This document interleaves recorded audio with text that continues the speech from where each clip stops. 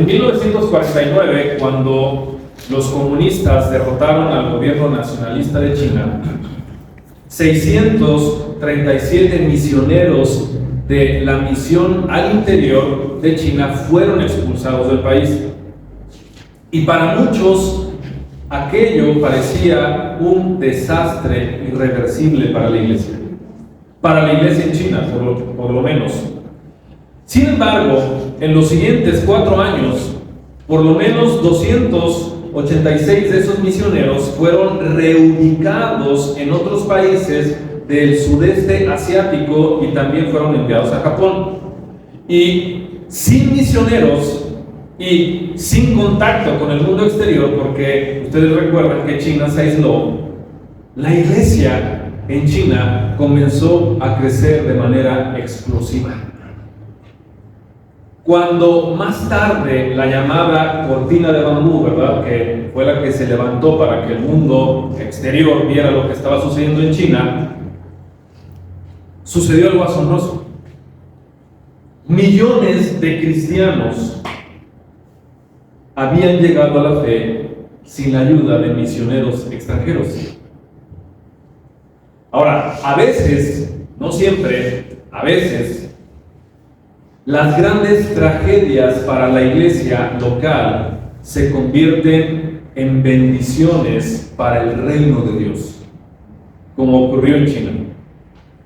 Pero no solo lo vemos en China, porque vemos este patrón en la dispersión, por ejemplo, del pueblo en el Antiguo Testamento, pero también lo vemos claramente en la dispersión de la iglesia en el Nuevo Testamento. Y eso es exactamente lo que el autor, que es Lucas, nos va a mostrar en este capítulo 8. El comienzo de una dispersión que es forzada, que fue dolorosa y que aparentemente fue caótica, pero que fue gobernada de manera soberana por Cristo. Y vamos a hablar de esto. Vamos a hablar de cómo se desarrolló esto y cómo es todavía oportuno para ti y para mí escuchar este mensaje. Pero antes de ir a la palabra, vayamos al Señor de la palabra. Padre, vamos a profundizar en la revelación que tú has dejado a tu pueblo. Y ayúdanos, Padre, a discernir. Permite que nuestros oídos, no solo los físicos, sino los espirituales, estén abiertos, Dios, para escuchar la voz que tú tienes para cada uno de nosotros el día de hoy, Señor. Que tu palabra, así como tú, sean exaltados en Cristo, te lo pedimos. Amén.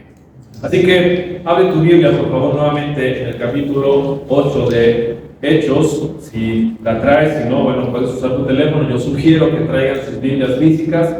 ¿Por qué? Porque en la predicación expositiva vamos constantemente al texto, ¿no? Así que este capítulo que leímos se sitúa inmediatamente después del martirio de Esteban. Hace 3 semanas hablamos acerca de esto. Tú recordarás, ¿verdad? Esteban, un diácono que había sido electo, predicó el evangelio y simplemente pues los religiosos se enojaron al grado de que lo mataron. Y para este punto, la oposición judía ya había alcanzado un punto crítico y está a punto de provocar esta dispersión masiva de la iglesia. Pero lejos de frustrar el plan de Dios, que nos pudiera parecer esto, este evento se convierte en el medio providencial para cumplir el mandato que Jesucristo le dejó a sus discípulos antes de ascender al cielo. ¿Recuerdas? Así que Lucas no narró o no está narrando hechos al azar, sino que más bien está mostrando que en medio de estos hechos el rey sigue gobernando activamente la historia de su iglesia. Y a través de este pasaje, el autor nos va a dejar en claro, ¿verdad?, que hay un movimiento muy específico, progresivo, de 5 pasos que yo quiero ahora compartirte y que nos van a llevar a entender mucho mejor la obra de Dios, ¿no? Y estos pasos comienzan con la persecución, después con la conversión, con la confirmación, con una condenación, pero también con la expansión. Ahora, vamos a entrar al texto directamente, porque el primer movimiento es la persecución. Tú lo puedes ver del versículo 1 al 4, no lo vamos a leer nuevamente, simplemente tú lo vas a tener en tu Biblia para que vayas de alguna manera regresando y captando mejor la idea. Dice el versículo 1: y Saulo estaba de completo acuerdo con ellos en su muerte. ¿En cuál muerte? En la de Esteban. ¿Recuerdas que cuando Esteban fue apedreado, como en las películas, ¿verdad?, hacen un movimiento de cámara y de repente se ve a un hombre que está de pie y los religiosos van y le ponen sus túnicas en los pies para continuar apedreando a Esteban? Y este hombre era Saulo. Así que inmediatamente se conecta, ¿verdad?, con lo que está sucediendo en el capítulo anterior. Y este texto nos dice, o más bien nos introduce a la trama. Este Saulo, que en el capítulo anterior estaba tras las bambalinas presenciando la muerte de este hombre, ahora toma un rol principal. Y de hecho, ¿sabes qué? Se configura en el instrumento principal de la persecución. El término original de consentía, aquí se usa, ¿verdad? O se traduce en esta versión como estaba completamente de acuerdo. Y esto describe la actitud que él tenía frente a la situación. Pero quizá la traducción al español probablemente no es lo suficientemente fuerte o entendible. Porque la idea en la palabra griega, suneudoqueo, esa es la palabra griega, significa aprobar o estar complacido. Es decir, este hombre se complacía con lo que estaba sucediendo. No solamente estaba de completo acuerdo, él estaba complacido. Es decir, le gustaba, ¿verdad?, o gozaba atacar a estos cristianos. Ahora, capítulos más adelante, y eso lo vamos a ver meses más adelante, en Hechos 26:11, se describe algunas de las memorias que este personaje reflexionó o tuvo durante este periodo de la persecución. Y en Hechos 26:11 dice el autor que la memoria de este Saulo fue esta: yo los castigaba con frecuencia en todas las sinagogas. Fíjate bien lo que sigue a continuación: y procuraba obligarlos a blasfemar. Y enfurecido, contra ellos, seguía persiguiéndolos aún hasta en las ciudades extranjeras. Es decir, no le bastaba perseguirlos en Jerusalén, sino que iba tras de ellos. Él tuvo una determinación para erradicar a esos cristianos. Y la narración prosigue, porque dice: en aquel día, entonces, y esta fue la pauta, ¿verdad? En aquel día se desató una gran persecución contra la iglesia en Jerusalén. Es decir, la lapidación de Esteban desató ya una persecución generalizada, porque hasta este punto la oposición se centraba solamente en los líderes, ¿recuerdas? Pero aquí ya iba en contra de todos los creyentes. Así que el atroz crimen de este diácono levantó gran movimiento de persecución. Y no fue gradual, porque pudiéramos pensar, bueno, al día siguiente, no, ese mismo día. Y fue una persecución intensa, organizada y bastante agresiva. Pero esto fue solamente el comienzo. Y este Saulo, que fue uno de los principales críticos de los cristianos, a él se le consideró, como lo dije, ¿verdad?, hace un momento, un instrumento, un personaje, un artífice de esta gran persecución, que realmente fue de las persecuciones más cruentas y violentas que ha padecido el pueblo cristiano. fueron arrestados en su tiempo, fueron azotados, pero incluso se cometieron crímenes en contra de los creyentes. Ahora, lo más significativo no era lo que este Saulo hacía, sino lo que Dios estaba haciendo por encima de él. El versículo 1 al final dice: y todos fueron esparcidos por las regiones de Judea y Samaria. Mira, el verbo esparcir, diaspero, no sugiere una huida caótica, sino la dispersión de semillas. Si tú conoces algo del campo, ¿verdad? Esto es lo que de alguna manera significa cuando lanzan las semillas, las están dispersando. Y hay dos palabras que se usan en el idioma original para esparcir. Una tiene la idea de dispersar en el sentido de hacer desaparecer algo, como cuando tomas las cenizas de algún fallecido, ¿verdad? O simplemente cenizas en tu mano y las esparces, desaparecen.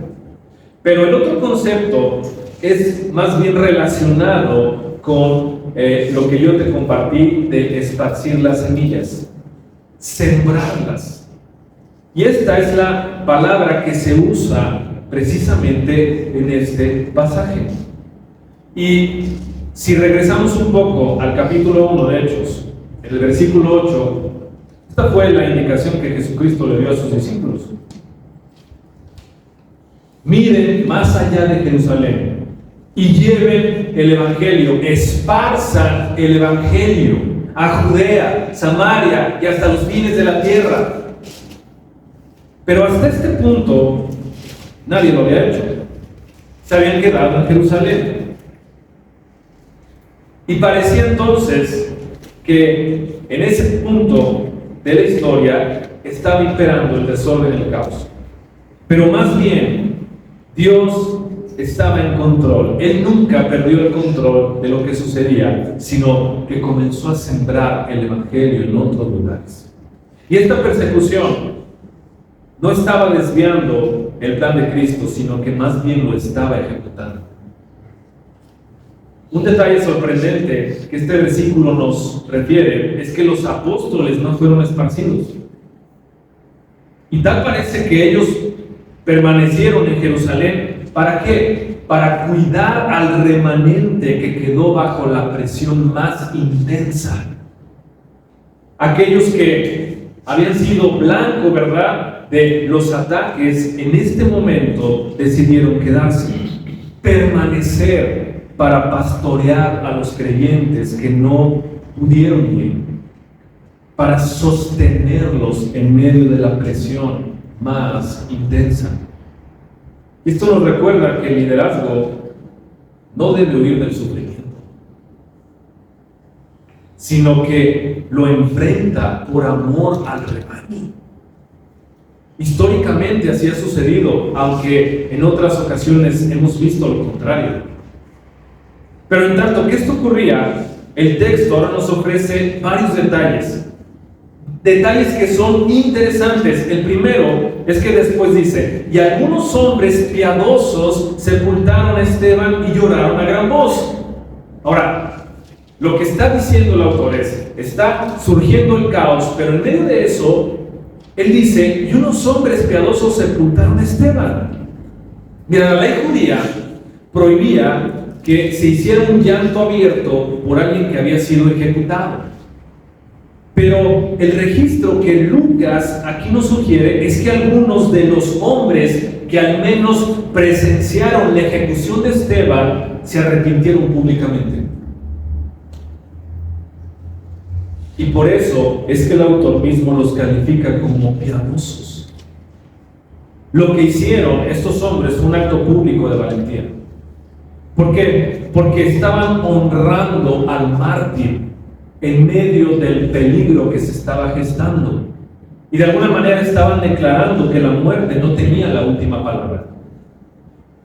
Y luego surge otro detalle interesante, porque nuevamente va con el personaje principal, podemos decir, ¿no? Y dice: y Saulo asolaba la iglesia. ¿Te das cuenta de esos claroscuros? En medio del caos, ¿verdad? Después cambia de alguna manera la perspectiva, pero otra vez regresa hacia este personaje.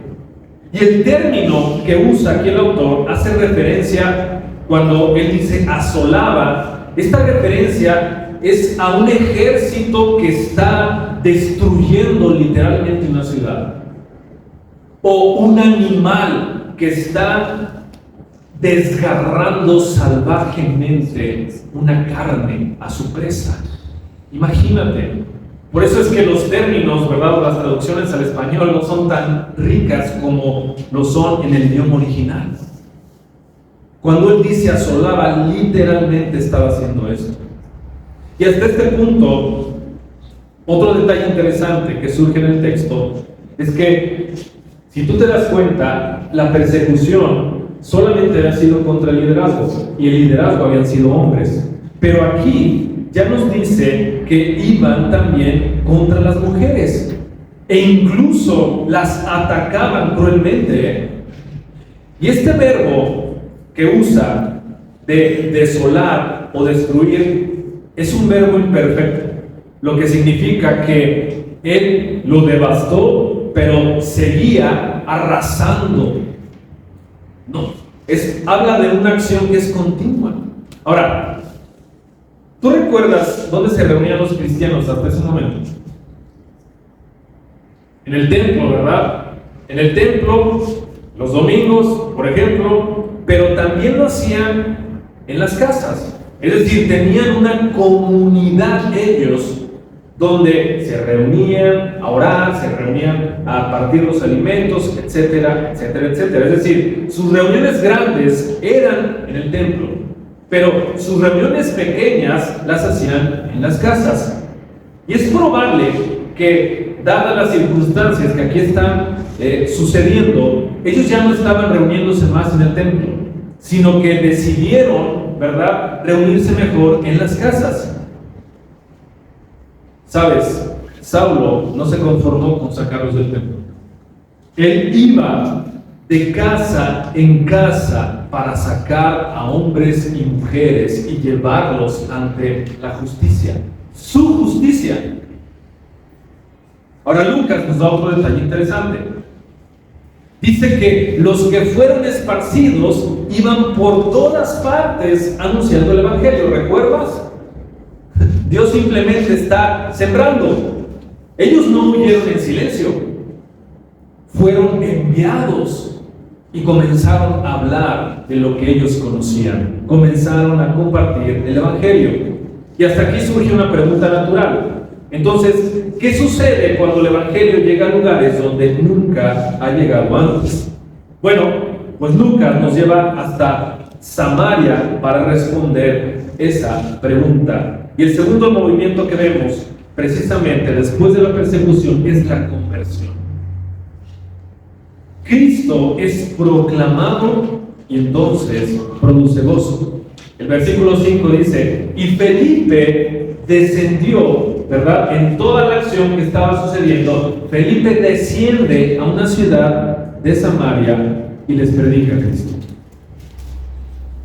Así que estos creyentes que fueron dispersados no guardaron silencio, sino que iban predicando la palabra. Y esto es lo que Jesucristo les había dicho que hicieran.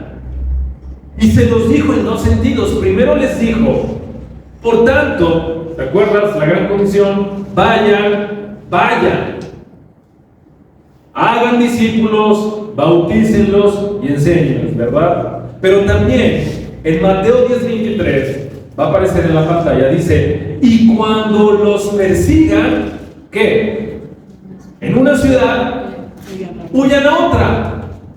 ¿Para qué? ¿Para que se pongan a salvo? No, ese no era el propósito. El propósito era llevar el evangelio. Y eso es lo que ahora estaban haciendo. Y Felipe, que fue otro de los 7 diáconos electos, entonces llega a esta ciudad de Samaria. Parece que había una región que se llamaba Samaria, pero que también había una ciudad llamada Samaria, ¿verdad? Así como el estado de Chihuahua, pero también la ciudad de Chihuahua.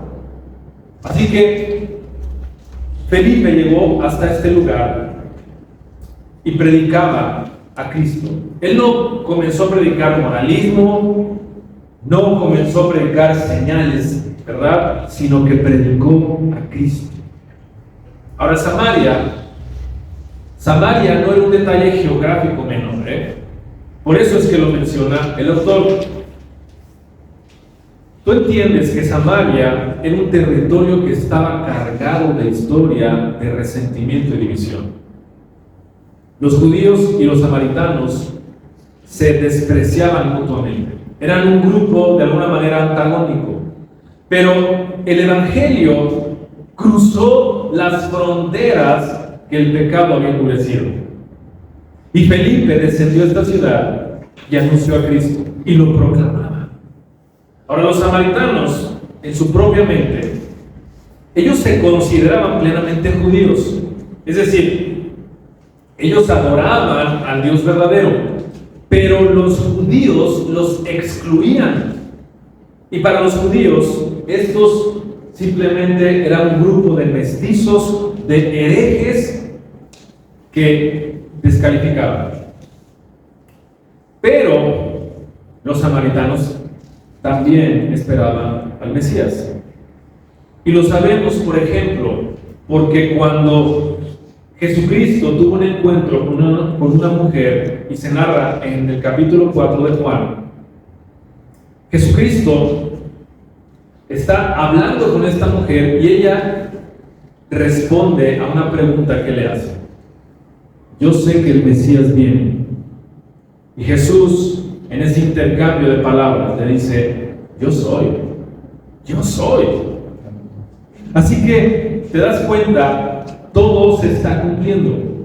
Y el mensaje que Felipe estaba predicando era veraz. Especialmente por el enfoque que le estaba dando, ¿no? Pero esa predicación también estaba acompañada por señales. Ahora, lo que quiero que notes es que el énfasis que el autor da no es en las señales, porque a veces queremos ver señales, ¿verdad? No, el énfasis es en la palabra que se proclamaba, pero el resultado de esa predicación fue glorioso. ¿Por qué? Porque había, dice la Escritura, gran gozo en aquella ciudad, no por las señales, sino por la proclamación misma del Evangelio. ¿Sabes? Esta es la evidencia más clara de la obra del Evangelio. Donde Cristo es proclamado, donde Cristo reina, el gozo florece. Y las multitudes que escuchaban a Felipe prestaban atención unánimes a lo que él decía, pero al mismo tiempo veían las señales. Y dice la Escritura que espíritus inmundos salían gritando, ¿verdad? Muchos paralíticos y cojos eran sanados, no por el poder que tenía Felipe. ¿Por qué? Porque estaba proclamando a Cristo. Por el poder de Cristo, y solamente por esto, es que sucedían estas cosas. Y estas señales, ¿sabes?, caracterizaron la era apostólica. Cuando el Evangelio avanzaba a nuevas regiones. Por eso es que, ¿sabes?, este no es un patrón que debe cumplirse en la actualidad. Y muchas veces estamos esperando que esto suceda. ¿Pero por qué en esta iglesia no hay estas señales? Entonces no está el Espíritu Santo. No necesariamente. Esto fue un patrón que sí se cumplió en ese tiempo. Y si Dios quiere, se puede cumplir en este tiempo, pero no necesariamente. No es un patrón. En ese tiempo ocurrieron, ¿verdad?, esta clase de cosas en el ministerio de Jesucristo, pero de los apóstoles mismos, y ahora vemos que de los colaboradores también.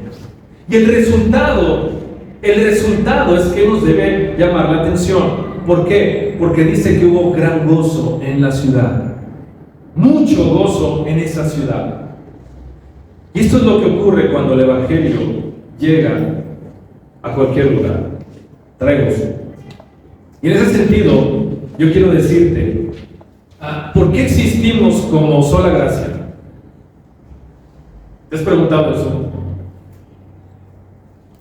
Bueno, si alguien te lo pregunta, yo te voy a dar la respuesta. Existimos como sola gracia porque Chihuahua aún no es tan gozosa como debería ser. Y el objetivo es proclamar el Evangelio aquí. Y en otros lugares también, en las naciones, y que se alegren y canten con gozo. Ese es el propósito. Para eso es que estamos aquí. Ahora, en la narrativa, vamos adelantando, el autor ahora cambia nuevamente la perspectiva, ¿verdad? Y va a introducir a un personaje interesante, un hombre llamado Simón. Él dice que era un hombre que estaba acostumbrado a impresionar, un hombre que estaba acostumbrado a ser admirado, a controlar el asombro de la gente. Ahora presta atención, porque hay muchos Simones hoy día en la iglesia. Y cuando Felipe llega, la atención cambia. Cristo desplaza el falso poder. E incluso, ¿sabes? Algo importante es que dice que Simón creyó y fue bautizado. Pero el texto nos prepara para algo más profundo. No toda fe aparente es salvadora. Y para proteger la unidad y la pureza de la iglesia, Cristo actúa de una manera muy específica mediante sus apóstoles. Y esto nos lleva al tercer movimiento. El tercer movimiento es la confirmación. Es decir, el Espíritu afirma la unidad en el pueblo de Dios. Muy bien. Hasta este punto, el Evangelio había producido una conversión visible en Samaria. Hombres y mujeres estaban creyendo, siendo bautizados, y la ciudad estaba llena de gozo. Pero ahora Lucas nos lleva hacia uno de los momentos más inusuales y, tengo que decirlo, teológicamente significativos de este libro de los Hechos. Fíjate bien, cuando los apóstoles en Jerusalén escucharon que Samaria había recibido la palabra de Dios, ¿qué hicieron? Enviaron a Pedro y a Juan. ¿Para qué? Para corroborar lo que estaban escuchando. Y cuando llegaron, ocurre algo sorprendente. Se dan cuenta que los samaritanos no habían recibido aún el Espíritu Santo. Y esto es interesante, ¿eh? Y es necesario hacer una pausa aquí. Porque teológicamente hablando, nadie puede creer en Cristo sin la obra del Espíritu Santo, ¿cierto? Muy bien. El Espíritu es quien regenera el corazón del hombre, le ilumina y le da la fe necesaria para creer. Por tanto, esto no es una negación de la obra regeneradora del Espíritu Santo, sino más bien es la constatación de que faltaba algo visible y esperado. Ahora, vamos por partes. Recordemos lo que Pedro proclamó en Pentecostés. Hechos capítulo 2, versículo 38. Él dijo: arrepiéntanse y recibirán el don del Espíritu Santo. Bien. Ese es el patrón normal. ¿Qué? Arrepentimiento, fe, perdón, don del Espíritu. Muy bien. Sin embargo, aquí el patrón no se da de inmediato. ¿Te das cuenta? Lucas quiere que notemos que esta situación es excepcional, no normativa. ¿Ok? Esta situación que estamos leyendo aquí es excepcional, no es normativa, es decir, no es una norma. De hecho, fue tan inusual que requirió de la investigación apostólica. Pedro y Juan, entonces, van hasta Samaria y se dan cuenta que esto ocurre, y entonces oran, imponen las manos, ¿y qué sucede? Los samaritanos reciben el Espíritu Santo. Así que el texto nos dice cómo es que ellos, estos dos apóstoles, supieron inmediatamente, ¿verdad?, que hubo quizás una manifestación externa que fue reconocible. ¿Por qué? Porque Simón mismo la vio. Ahora bien, por eso digo, vamos por partes, porque este es el fragmento, ¿verdad?, de este mensaje un poco más complicado, pero es necesario explicarlo. Algunos han querido hacer de este pasaje una regla general. Curiosamente, dos tradiciones cristianas opuestas coinciden en este error. Por un lado, la Iglesia Católica Romana interpreta este texto como una base para la confirmación sacramental, donde un sacerdote, supuestamente en sucesión apostólica, imparte el Espíritu Santo después del bautismo. ¿Okay? Pero por otro lado, muchas iglesias de corte pentecostal sostienen que esto enseña una segunda bendición del Espíritu. ¿Has escuchado esto? Normalmente, esa bendición se evidencia por manifestaciones visibles como el hablar en lenguas. Pero Lucas, y fíjate bien, Lucas nos da las pistas para entender que esto no es normal. ¿Por qué? Porque este evento que ocurre aquí está sucediendo en un momento histórico, redentivo, único. Porque Dios así lo quiso. Primero, porque estaba marcando de manera dramática el inicio de la segunda etapa del plan que tenía Jesucristo. Es decir, el Evangelio salió oficialmente de Jerusalén y llegó hasta Samaria. Era un nuevo día en la historia de la redención, ¿te das cuenta? Pero segundo, porque estaba afirmando públicamente que los samaritanos eran participantes plenos del pueblo de Dios.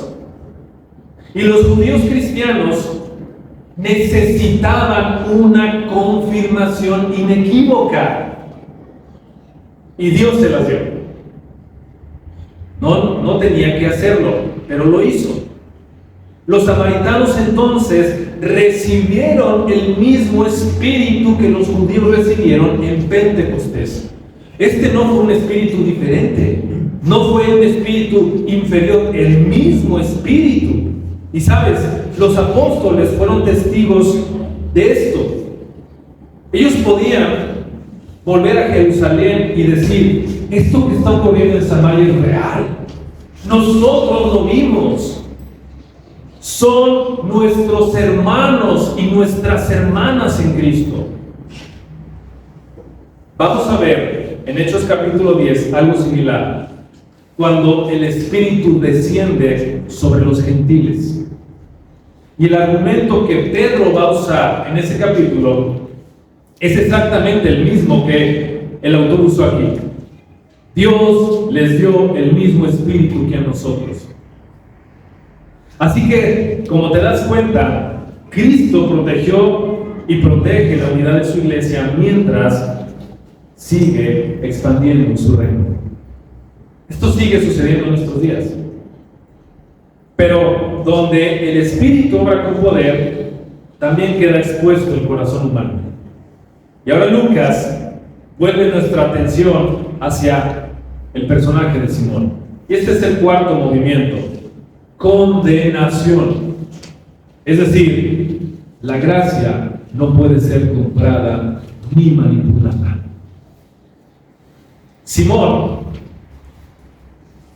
había sido durante años practicante de la magia, y cuando leemos este texto, nosotros podemos decir: bueno, es que quizás estaba practicando, no sé, algún tipo de qué sé yo, ¿verdad?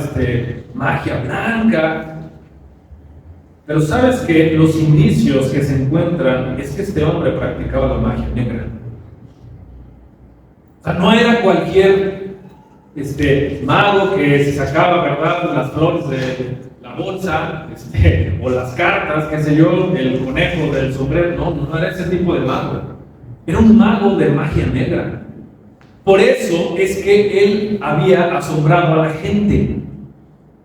Y él se había presentado como alguien grande y había disfrutado de la admiración pública. Presta atención, este hombre, como muchos, vivían del asombro religioso. Y cuando Felipe llegó, en el versículo dice que hubo un contraste muy claro. Versículo 12, pero cuando creyeron a Felipe, y sabes que a mí me encanta cuando la Biblia pone un pero, porque sabes que es punto y aparte, o va a venir algo más interesante, ¿no? Porque este pero es teológicamente poderoso. Ese falso poder de Simón fue desplazado por el poder verdadero del Evangelio. Ahora, no pierdas la atención en esto. Lucas dio otro detalle interesante. Hombres y mujeres creyeron, fueron bautizados. Ahora, esta nota no es casual, ¿eh? Si te das cuenta, es la segunda vez que Lucas está usando esta expresión. En Jerusalén, Saulo arrastraba hombres y mujeres para meterlos en la cárcel, pero en Samaria Cristo está levantando hombres y mujeres para la vida eterna. Y aquí notamos que este movimiento es imparable, el que se está dando aquí. De alguna manera, Gamaliel le había advertido a los religiosos, y estoy yendo un poco hacia atrás: si ustedes quieren luchar contra ellos, seguramente estarán luchando contra Dios. Eso fue lo que les dijo, ¿verdad? Y aquí vemos que incluso este hombre creyó y fue bautizado y continuó caminando con Felipe y se asombraba por las señales que Felipe hacía. Ahora, recuerdas que había vivido de la magia, de lo espectacular, y él mismo se reconocía como auténtico, pero ahora estaba dándose cuenta que esto era lo auténtico. Y así como los magos de Egipto ante Moisés, ¿recuerdas? Cuando se presenta ante el emperador y simplemente él saca, ¿verdad?, una vara, se convierte en serpiente. Este hombre, así como esos magos, vio algo más allá de sus capacidades. No simplemente podía sacar la vara, ¿verdad?, y convertirla en serpiente.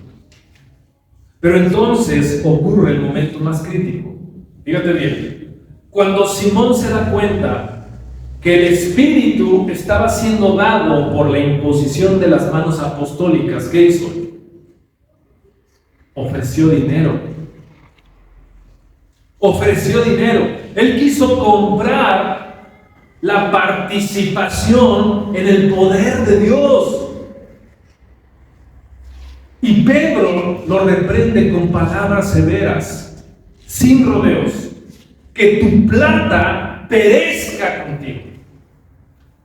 Ahora, Pedro no está siendo grosero, más bien está siendo pastoralmente fiel, lo que a veces pudiera faltar a algunos de nosotros como líderes, ¿no? Porque Pedro identificó el problema real y él le dijo: tu corazón no es recto, no es recto delante de Dios.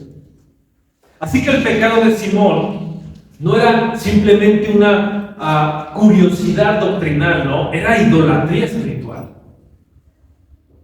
Él quería usar a Dios como antes usaba la magia. ¿Para qué? Para su propio beneficio. Y presta atención, porque esta historia se repite hoy en día con tantos Simones con los que nos encontramos. Pedro llamó a este hombre al arrepentimiento y le ofreció la posibilidad del perdón. Simplemente le dijo que su juicio iba a ser serio. Abrió la puerta de la gracia. No estaba cerrada para él. ¿Y qué hizo Simón? Bueno, si tú lees, dice, oren por mí. Ahora, ¿qué significa eso? No está asumiendo su responsabilidad. Es decir, sí, pues oren por mí. En lugar de arrepentirse, no se arrepiente. Simplemente le pasa la estafeta a ellos. Ustedes oren por mí para que Dios no haga esto que ustedes están diciendo que hará.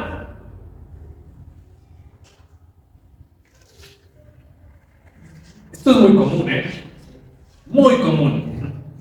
Ahora, la pregunta es, ¿era Simón un verdadero creyente? No lo sabemos. ¿Se arrepintió genuinamente? El texto no lo dice. Y ese silencio es pastoralmente poderoso. Porque nos recuerda algo. Nos recuerda que no basta con mirar la experiencia pasada. Que no basta con decir, yo creí una vez, fui bautizado, me uní a mi iglesia, comencé a servir y ya soy hasta líder. No, ¿recuerdas lo que sucedió con Ananías y Zafira capítulos atrás? Ellos mintieron al Espíritu. Mintieron al Espíritu Santo y Simón está aquí intentando comprar el poder del Espíritu Santo. Ananías y Zafira murieron inmediatamente. A este se le dio oportunidad de arrepentirse. Y no sabemos si sucedió. Pero ambos casos nos enseñan que tratar de jugar con la gracia de Dios es algo sumamente serio. Sumamente serio. ¿Has escuchado alguna vez esta frase? Una vez salvo, siempre salvo. Bueno, en las iglesias reformadas se suele decir esto. Es una afirmación bíblica, pero solo si alguien ha sido verdaderamente salvo. ¿Y cómo se evidencia eso? No solo por lo que ocurrió hace unos años, no, por una vida que continúa teniendo arrepentimiento y fe. La pregunta para ti, para mí, no es simplemente ¿qué pasó hace 20 años o 10 años o 5 años que tú entregaste tu vida a Cristo? No, esa no es la pregunta. La pregunta es ¿qué está ocurriendo hoy con tu relación con Cristo? Mira, el error de Simón es el error de la mayoría de los sistemas religiosos que existen en el mundo. Pensar que la salvación puede comprarse. Tratar de negociar con la gracia, con los dones. Ahora, los dones no pueden ser comprados, se reciben. Pero sabes otra cosa, los dones sí cuestan, pero no cuestan dinero, no le cuestan a quien lo recibe, le costaron al dador. La salvación fue infinitamente costosa para Cristo y completamente gratuita para ti y para mí. Así que intentar comprarla es no solo imposible, es un insulto para la gracia. Un insulto. Ahora, por eso dije que este es uno de los momentos más serios del libro de los Hechos, porque también nos recuerda que el mayor peligro para la iglesia no viene de afuera, no, está adentro, en el interior, donde los corazones aún no son regenerados a pesar de escuchar continuamente el Evangelio de la gracia. Hay mucho de esto en la iglesia actual. Muchos que solo quieren usar a Cristo como pretexto para hacerse de un hombre, de una fama, de ser reconocidos, de ser retribuidos. Pero sus corazones siguen estando desviados completamente del Señor. No buscan su voluntad. Y tenemos que tener cuidado de gente así. Y sabes que, estando de frente, yo te lo digo, tengan cuidado, iglesia. Y si yo soy uno de esos, entonces pueden no solo exhortarme, llevarme directamente a la palabra para que yo muestre arrepentimiento y fe. Pedro llamó a este hombre Simón al arrepentimiento. Y no sabemos si él se arrepintió, pero el texto deja el final abierto de manera intencional. ¿Por qué? Porque quiere que tú y yo seamos confrontados. Ahora, aún después de esta confrontación severa, el Evangelio no se detuvo y no se detiene. Este es el último movimiento, la expansión. El Evangelio avanzaba bajo el gobierno de Cristo. Luego de este conflicto, luego de esta corrección, la misión continuó. La palabra siguió avanzando y Judea y Samaria ya estaban siendo alcanzadas. Cristo seguía gobernando. Y Pedro y Juan regresaron a Jerusalén, pero no lo hicieron en silencio. ¿Sabes? Esto es algo que me maravilla también. Porque en el camino ellos fueron predicando el Evangelio en muchas aldeas samaritanas donde Jesucristo no pudo llegar. Así que la misión siguió avanzando. El reino continuó edificándose. Y eso nos pone a pensar algo interesante. Cuando la iglesia es sacudida, y esto ha pasado históricamente, el Evangelio sigue avanzando. No se detiene, ni se detendrá, porque no depende del hombre o de su poder, sino de Cristo que gobierna la misión. Ahora, Lucas nos muestra en este capítulo 8 no solo un episodio curioso de la historia de la iglesia primitiva, sino una proclamación viva del Evangelio en acción. Esta persecución fue quizás un obstáculo, ¿verdad? Pero no detuvo a la iglesia. Dios la usó. La oposición no silenció el mensaje, sino que lo impulsó hacia adelante. Y esos creyentes que fueron dispersados, ¿verdad? Pudieron salir de su comodidad, pero el Evangelio siguió esparciéndose. El Evangelio fue sembrado. Jerusalén intentaba sofocar su movimiento y sin darse cuenta se convirtió en el punto de partida para que este reino siguiera creciendo y creciendo. Algunos fueron arrestados, otros fueron, ¿verdad?, incluso llevados a la muerte. Pero en tanto que la violencia intenta destruir la obra de Dios, Dios sigue edificándola. Mientras los enemigos del Evangelio piensan que ganan terreno, Cristo sigue cumpliendo su promesa que él hizo. Yo edificaré mi iglesia y las puertas del Hades no prevalecerán contra ella. Y la razón de todo esto no está en que Felipe, Pedro, Juan, ni siquiera en el fervor de los nuevos creyentes samaritanos. La razón es que la iglesia no está edificada sobre hombres, no está edificada sobre métodos o momentos históricos como este, sino sobre una persona, Jesucristo. Y Él sigue siendo la piedra angular y la roca inconmovible.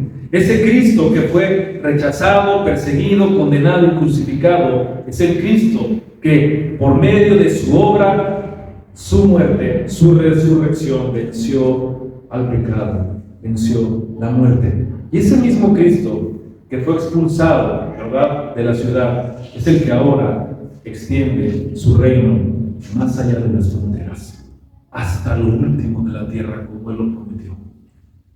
Por eso es que, ¿sabes?, la iglesia puede sufrir persecución, pero nunca va a desaparecer.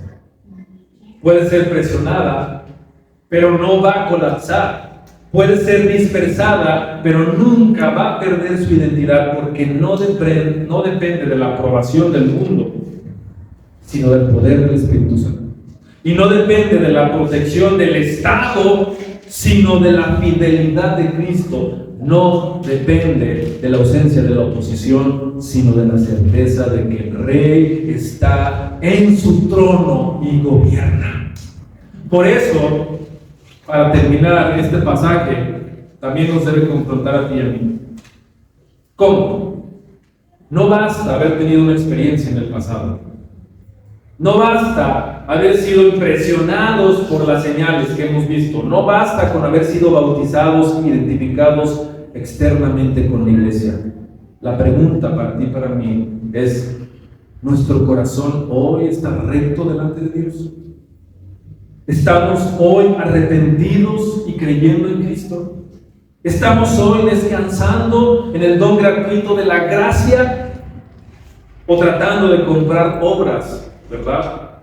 La salvación no se compra, no se negocia, no se merece, es un don y es costoso para quien lo dio, pero gratuito para quienes lo recibimos por fe. Así que no tengamos miedo de lo que va a suceder este 2026, ni en el futuro. No temamos la oposición que enfrentamos, sea poca o sea mucha. No nos intimidemos si en algún momento llegamos a ser esparcidos, ¿verdad? Como sucedió con esta iglesia. Porque la iglesia de Cristo sigue siendo unificada, aún bajo la presión, y está viva, está bien. Cristo unifica su iglesia y nada podrá detener su crecimiento, porque es para Él y para su gloria.